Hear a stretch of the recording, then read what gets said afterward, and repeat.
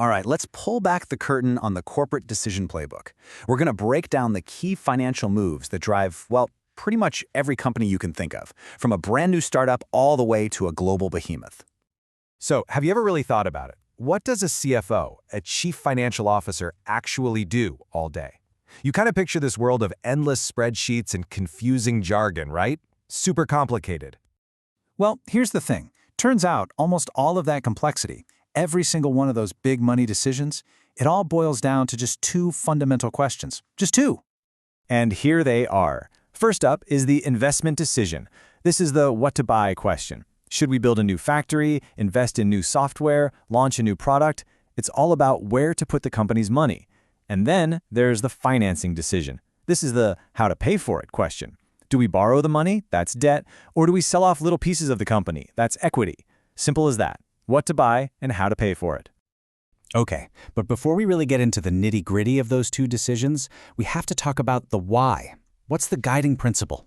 As it turns out, there's one single overarching goal that rules them all.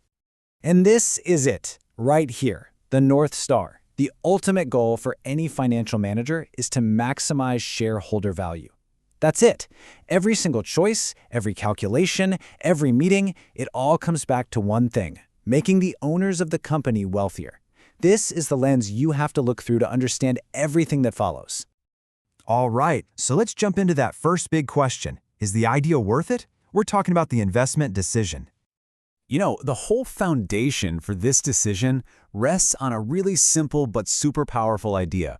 $1 today is worth more than $1 tomorrow. And why is that? Well, think about it. A dollar in your hand right now can be invested and it can start earning a return immediately. That's the time value of money, and it is absolutely crucial. So how do companies actually use this idea in the real world? They've got a tool for that, and it's called Net Present Value, or NPV for short.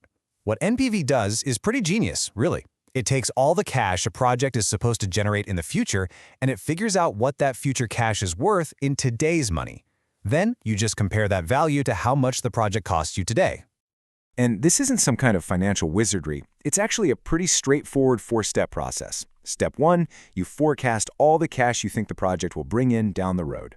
Step 2, you figure out your opportunity cost, basically what you could have earned if you put that money in a different, similar investment. That becomes your discount rate. Step 3, you use that rate to pull all those future cash flows back to their value today. And finally, Step 4, you subtract what you paid for the project in the first place. And boom, the number you're left with, that's your NPV. And this is where it all clicks into place. The decision rule is just so simple and clean. If the NPV is positive, it means the project is going to create more value than it costs. You do it. It's a green light. If it's negative, don't touch it. It's the ultimate go/no-go signal. Okay, so you've run the numbers, you've found a project with a positive NPV. The investment decision is a big go. So, now what? Now you got to answer that second big question. How are we going to pay for this thing? And that, my friends, brings us to the financing decision. So, when it comes to financing, a company basically has two main levers it can pull. First, there's debt. That's pretty simple. You're just borrowing money that you have to pay back, plus interest. The people who lend you the money, they don't get any ownership. The other lever is equity. This is where you sell off tiny pieces of ownership, shares, in your company. So the shareholders, they are the owners, and as you can imagine, these two paths come with very different rights and risks. Now, you'd think this choice would be one of the most important decisions a company makes, right? Debt or equity? Well, back in 1958, a couple of economists named Miller and Modigliani dropped an absolute bombshell on the finance world. Their theory basically said that in a perfect world, one with no taxes, no bankruptcy costs, it doesn't matter. The mix of debt and equity you choose has zero effect on the company's value. Crazy, right? So, hold on a second. Are you telling me that this multi-trillion-dollar choice that CFOs and Wall Street analysts obsess over just doesn't matter? That can't be right, can it? Well, of course it matters. It matters a ton. And that's because, we don't live in that perfect theoretical world. In the real world, we have something called the trade-off theory. Here's how it works. On one side of the scale, debt is kind of good because the interest you pay is often tax deductible. It creates what's called a tax shield. It's like the government is giving you a little bonus for borrowing.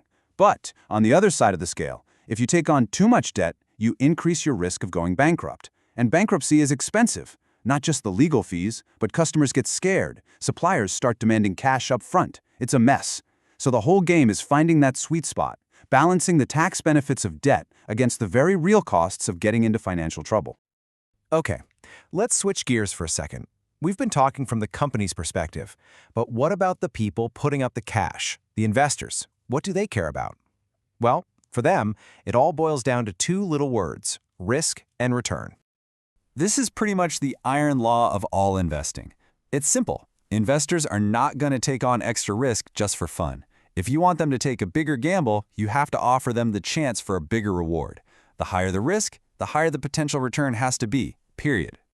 And look at this. This chart just lays it out perfectly. If you look at a century of data in the US, super safe government treasury bills, they gave you about a 4.1% return.